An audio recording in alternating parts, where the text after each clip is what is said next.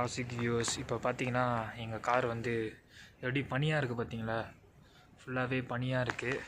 இங்கே பாருங்கள், எங்கள் ரூம் பேக் சைடு பேக்யார்டு ஃபுல்லாக பனியால் ஃபுல்லாக ஸ்னோவாகிடுச்சு. இப்போ நாங்கள் எங்கே போகிறோன்னு பார்த்தீங்கன்னா,